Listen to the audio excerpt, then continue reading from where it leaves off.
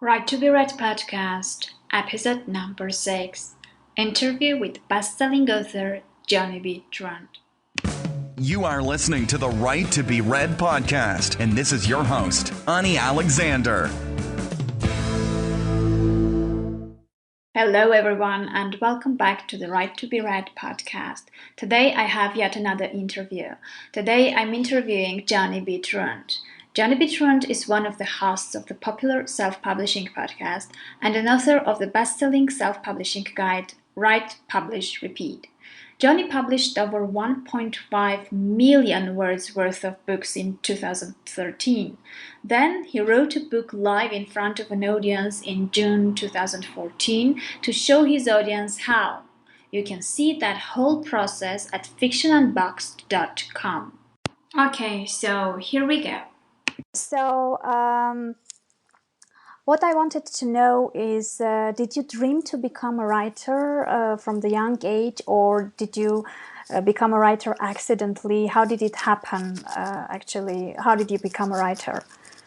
I always wanted to be a writer, starting at as far back as I can remember anyway. So when I was real little, and at the time, there wasn't a real practical way to do it, especially if you were going to try and write fiction, if you're going to try and write books. Because it was in the days of, you finished a book, you sent it off to an agent, you waited, they rejected you, you went through the whole thing. And even if you got one, even if you got a deal, then you'd have to wait and do another. And so basically, unless your name was Stephen King or James Patterson, it was kind of impossible, and you'd always have to do something else.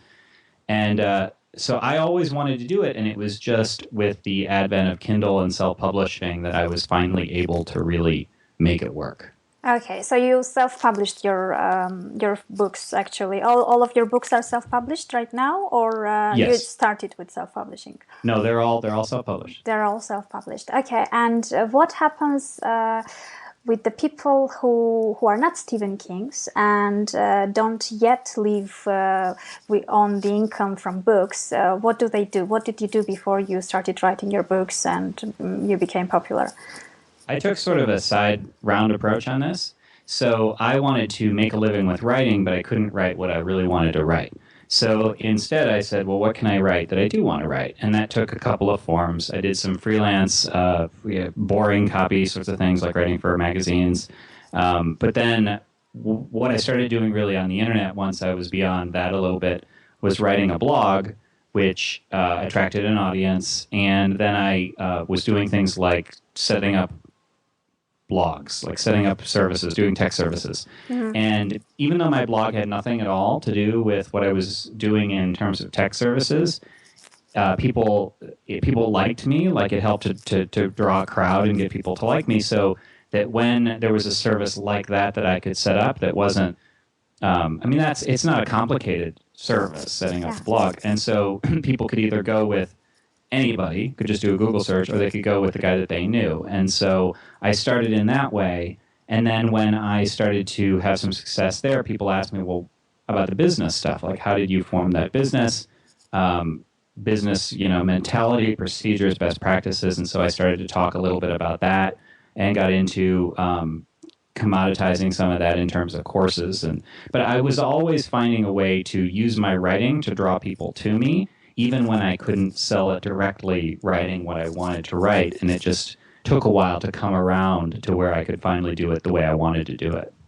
Okay, so you actually had the audience already by the time you had your books published on Amazon, apparently. I mean, I assume that some part of the people who I did and I didn't. Yeah, I mean, it helped because we have a lot of people just want to publish a book, and so they write a book and they publish a book, and it's very isolated and insular. You have the world of the book, you promote the book, you talk about yourself as an author of the book, maybe you write a sequel to the book. And even what we do today is networked in a bunch of different ways. So some of our popularity is due to our self-publishing podcast, which isn't about, it is about writing, but it's not about our books. And so, and what I was doing before translated probably better to the podcast than it did directly to the books. When I announced that I was publishing my first book, before I was doing any of this other about writing stuff, I announced it, and people downloaded it because I made it free, because at the time that was sort of the best strategy. I made it free for a few days. But I think it's because it was free. I don't think it's because they thought, well, I'm interested in this guy. And so I think I got more than most people because I had a very personable blog, and I think people were interested in me. But I think that route where you're going in one direction, and then I had the crowd is sort of true, but it's also sort of not, because it was a different crowd, if that makes any sense. Okay, so your blog wasn't about fiction writing or Not your at all. books. It was a completely different target. Correct. And some of those people might not even read fiction, actually. A lot of them, actually. But some people did, and that's nice. I still see some of those old names from my old blog pop up, and it's great. Okay, so if the blog and your main audience did not read the fiction, how did you acquire your readers, your fiction book readers, actually? How did it happen? A whole bunch of different ways. So initially, the podcast helped. So the fact that we were doing a self-publishing podcast followed the same model as my old blog, which was, we're not necessarily doing the thing that you guys might be interested in. We're not doing the podcast isn't fiction stuff. It's not the same people. But at the same time, it did increase our exposure to get people to know us. We used all of our own examples of books when we were talking about self-publishing, and people got curious. And then on the heels of that, there was a book that we wrote last year called Write, Publish, Repeat. And in that, we used all of the same examples, and up front said, part of what we're doing with this book is to teach you all the things we know about publishing, but also it's it's an example of itself. We want you guys to check out our fiction too. So that was part of it, but part of it is that one of our main marketing strategies, and this is something we do outline in Write, Publish, Repeat, is that every book should have a no-friction entry point. It should have a funnel, a marketing funnel. And what that means is we start with, in marketing, you'd call it a loss leader, which means that our first product, our first book in a series, our first episode, if it's a serial, is free. And so that attracts a bunch of people just in and of itself. People look for science fiction. You know, they're like, oh, well, there's this book, The Beam, which has good reviews, episode 1, and it's free. And so they check it out, and then a certain number of those people will end up upgrading and saying, I want to see what happens next. I want to buy the next one. I want to buy the full season. And so that funnel approach has worked well for us, too. Okay, so you intentionally write series to hook up people with the first book, and then they buy the other ones in the sequel. Yes. Yes, we also write stuff that isn't... everything up until now has been a series or a serial. And starting... next month, we're going to write the first book that is indeed just a book. And so it's not that we're opposed to writing things that are isolated and that don't have a follow-up. But up until now, I mean, pretty much anyone who's a successful author, except for the anomalies, will tell you that series they're addictive. You know, you think of any big book series, it's a series. Like, it's really seldom that there's just one book by itself that takes off. And so while we're not hoping for one book to take off, the nature of a series is that once you publish book 6, people will buy books 1 through 5. Yeah. And every time you add one, you're not only adding like, hey, that's exciting, there's a new book, you're also increasing your backlist sales. And so that's an accelerant for us. And I think that we wouldn't have felt comfortable to do an isolated novel back at the beginning because it is so low yield in and of itself. Okay, I see. And I have a feeling that now readers expect to have series. For example, my first novel was an opponent novel, and I had planned it to be a standalone novel.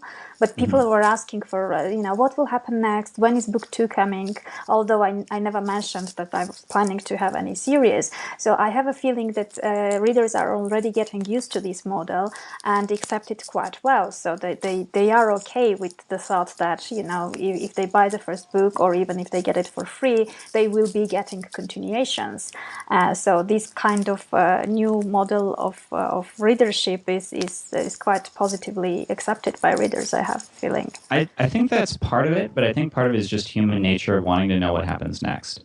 So Stephen King has always written these individual books that don't necessarily tie to anything else except that they do exist within the same town, Castle Rock.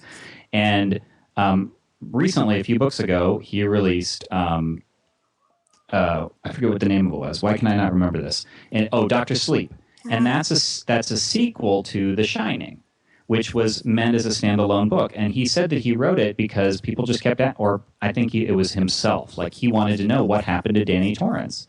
And I think that that's the nature of a sequel, is that, I mean, yes, it can be done to exploit a property and say, oh, I can make more money on this, and Hollywood gets grief for that all the time.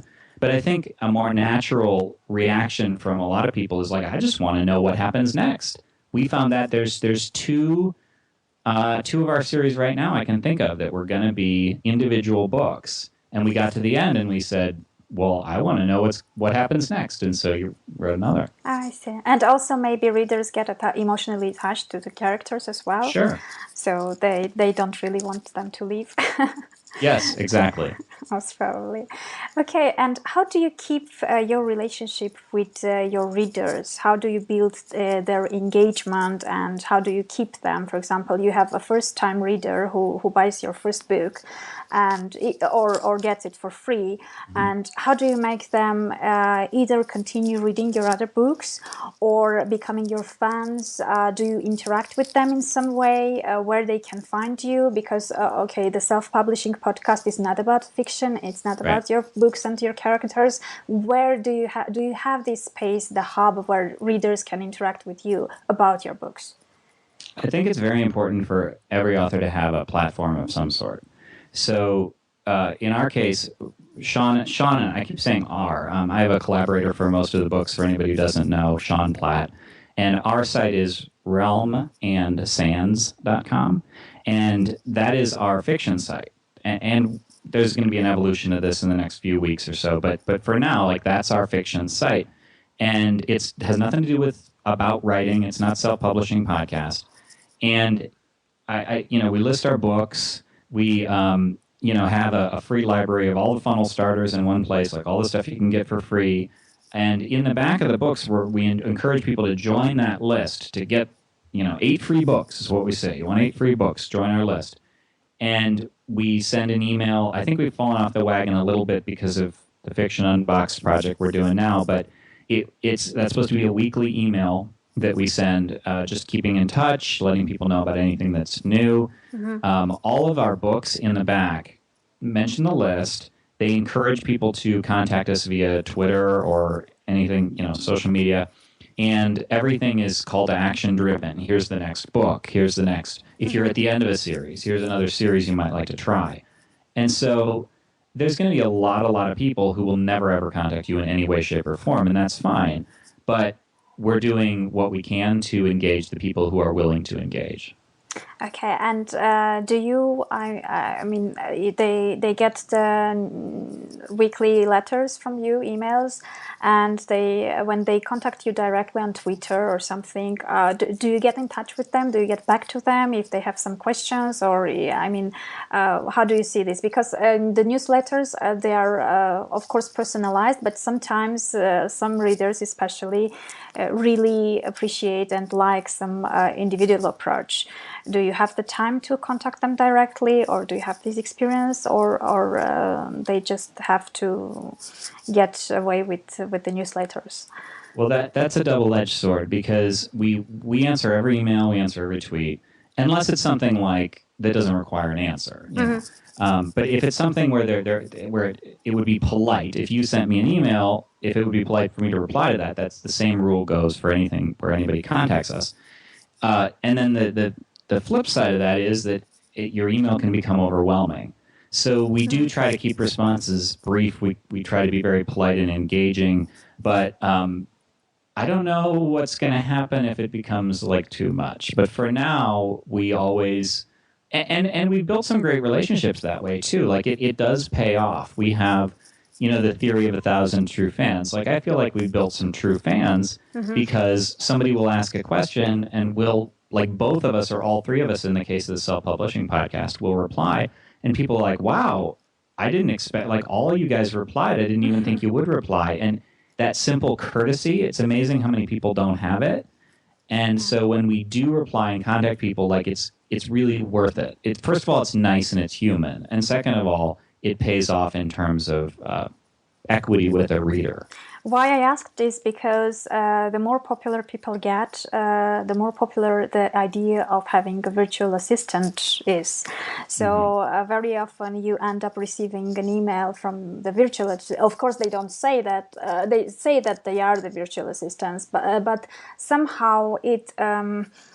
I don't know. I mean, I don't know how if it's really the best approach to connect your true fans with your virtual. I understand why they are doing it, Yeah. but at some point, I think that the emotional connection and the real relationship suffers a bit because of that. It's kind of a tricky thing because I don't know if you've ever emailed Hugh Howey, but Hugh has a very comprehensive auto-response that he recently added.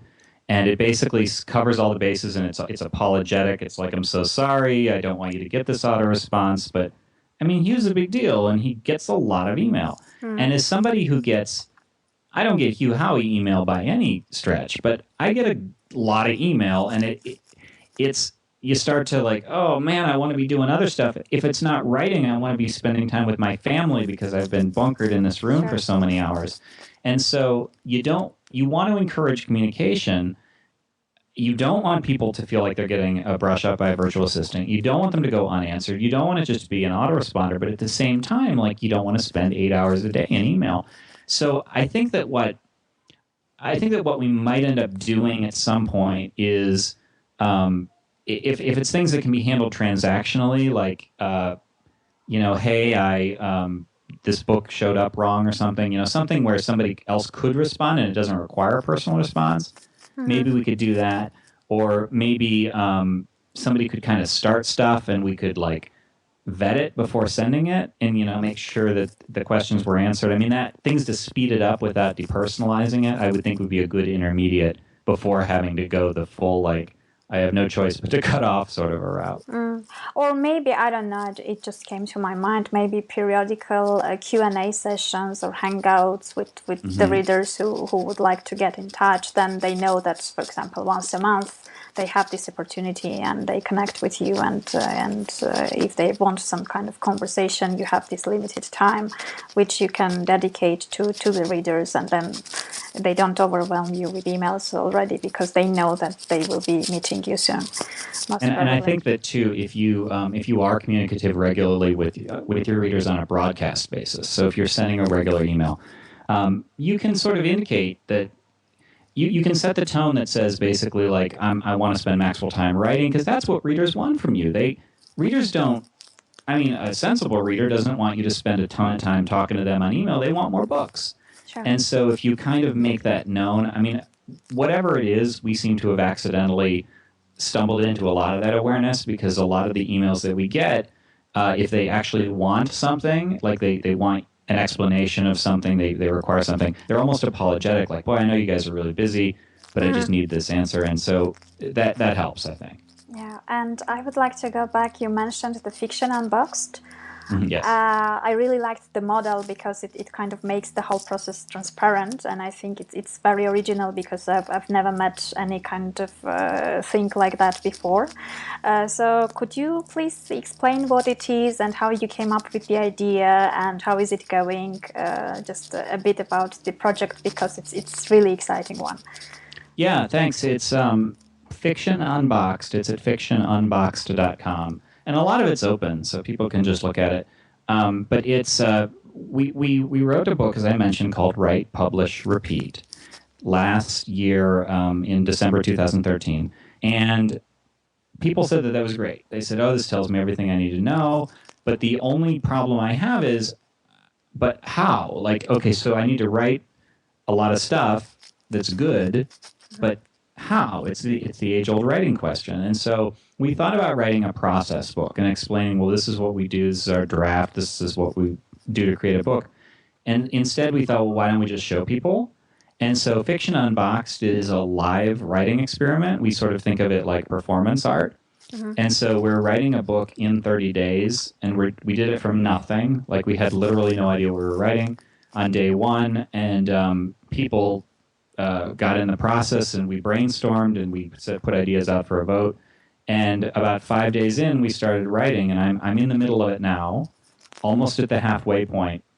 And each day when I write my new words, I put the words up, rough draft, and then later in it, Sean goes through and polishes them, and we're recording all of our story meetings. Just it's like sitting in the office with us, seeing a book as it's being born, and on day 30, we'll send out the completed file that's been through a professional editor and had a professional cover, and I just love it because at any point, anybody who's in this could go back 2 years from now, look through it, and be like, oh, well, so that's how they did this one particular thing, and it's amazing. It's high pressure.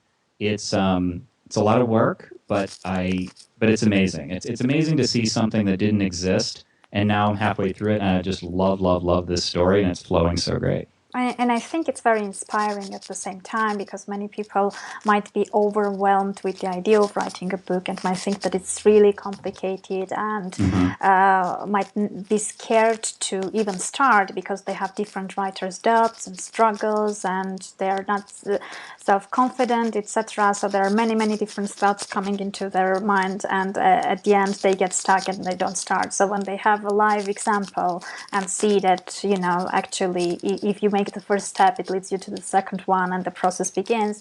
I think it's the best illustration to prove them that they should just make the first step. Which leads me to another question: did you ever had any writer's doubts or any struggles? What were they there, and how did you overcome those? I imagine a lot of this comes down to practice. I was blissfully unaware that I was bad at the beginning when I was a kid. Some of the initial stuff I'm sure was just really terrible. But my son will self-edit, and he's tried to write something, and he doesn't get anywhere because he wants it to be perfect. And there's a great little clip on YouTube. It's like 2 minutes long from James Lipton. And he talks about how writers have the awareness of like what's good. Any artist has the awareness of what's good and the fact that they're not there yet. And so there's this gap. And yeah. I didn't have a lot of that. Like, I think that by the time I got to the point where I was writing a little bit more proficiently, I had gotten better enough that the gap didn't bother me. So I didn't have that. But I think I've had the insecurities that we all have in terms of certainly making it a career. It makes my wife really nervous. It doesn't anymore, but it did for a while. And just the fact that you have an unstable income and that you're sort of defined by your next book. I don't like negative reviews get me like anybody else, a lot of them, but I feel good in that they don't wound me a whole lot. And so I think I have the right temperament for this, in that I'm able to see, okay, 100 people liked it and 2 people didn't, so I'm okay with that. So just the confidence and meeting other writers has really just helped with seeing that this is possible, that sort of thing. Okay, so it's, many people have a much more serious doubts and problems in the beginning, so I guess you were lucky enough to bypass those in your career. But I did see Sean and Dave, who are my co-hosts on the Self-Publishing Podcast, meeting them did make, the podcast is the reason I have a fiction career now, because without it, I wouldn't have, I didn't have a problem with my art. I had a problem starting. But when I finished something, I was okay with that. I didn't know how to write a story at the beginning, but once I got it out, it wasn't a trouble to publish it. But seeing how those guys just chugged through, and the fact that they were able to make a living writing a career, and just understanding the way that they saw stories, well, this happens and then this happens, I think that helped a lot. And we've gotten a lot of response from listeners of the podcast who said that 1 degree removed, that the podcast has helped them have that same realization. So I think that does help. Okay, and imagine someone who dreamed to write since very young age, and then life came on the way, and the full-time job and the family and different other responsibilities, and it never happened. He always had this dream. He always wanted to start, but it never happened, and he was never sure that he could actually write something really good. And at some point he decides that now he has to start. What would be the advice that you would give this person? Where to start from, how to start? I mean, someone who doesn't know anything about self-publishing, anything about professional writing, etc., but he has the desire and feels that it's his calling, he has to do it. What he should do? Yeah, I would answer that in two ways. The self-publishing question is one, and the writing is a separate question. For me, the writing is the most important thing is consistency. We had somebody, Sean, Dave, and I had somebody ask us whether something was good the other day, and the answer was, well, don't worry about it being good. Like, it's consistent. You're continually putting out new stuff, and you only worry about whether it's good once the entire story is out. And I think that a lot of people put the judgment of I don't know what I'm doing at the beginning, and the most important thing is to sit down every day and continue to pump out new words. That and practice is for me the most important thing. And I'm gonna cop out a little bit on the self-publishing thing because I would just say listen to our podcast.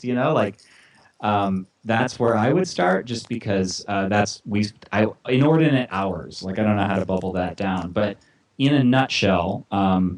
You got to write good stuff. You got to actually publish it into the world and not back away and not say, well, this isn't good enough. And then you got to do it again. And that the authors who are successful, with very few exceptions, are the ones who continue to put out new stuff and new stuff and new stuff. It's rare people who are like E.L. James, have one book at the time, 50 Shades, and it goes big. Like, that's so rare. Even Hugh Howey is known for Wool.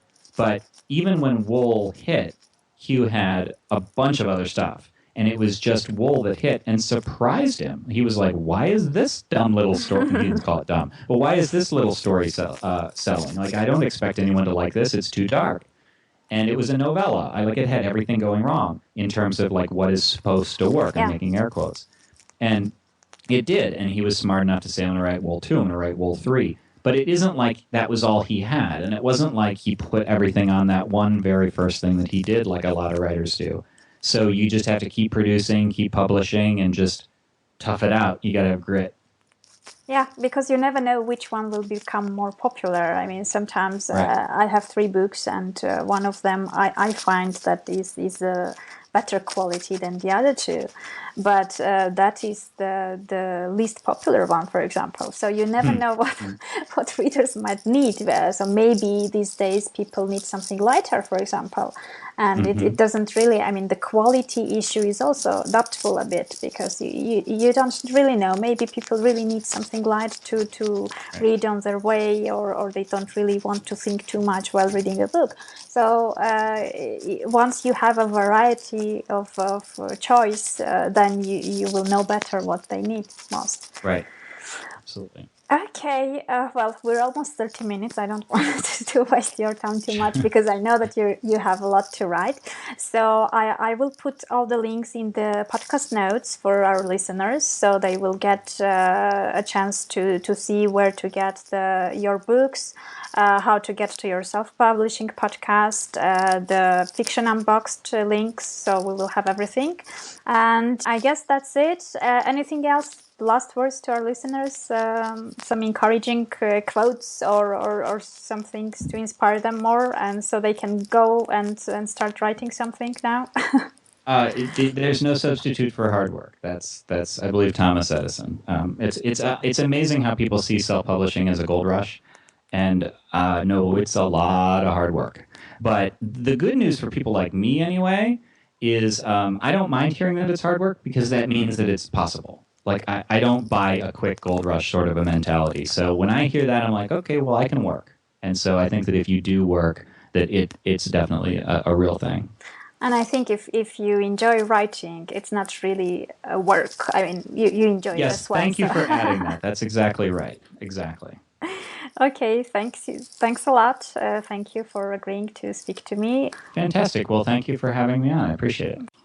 Well, that was it for today. I would like to apologize for the sound quality. I'm sure you are curious about what funny sound you were hearing, especially by times when I was talking. Well, it appeared so that this was the first episode I ever recorded, and I made this huge, stupid mistake of having my microphone getting in touch with my shirt and getting this annoying noise, which by no means I could take out from the recording. So I hope it didn't distract too much, and I hope you still enjoyed Johnny's interview. And before I say goodbye, please don't forget I'm providing free resources for writers at www.anniealexander.com/free. We're getting together and discussing different things about writing in the closed Facebook group of the podcast at www.facebook.com/groups/write-to-be-read, to written as a number and be written as a letter. And please don't forget to subscribe to this podcast, because I have plenty of interesting things already pre-recorded and they will be coming up very soon. And as a last thing, I would like to thank absolutely everyone who left a rating and review of the podcast on iTunes. You're amazing. Thanks a lot for your support and encouragement. Okay, now go and write that book you have inside. We really need to read your story. Take care and have a nice day.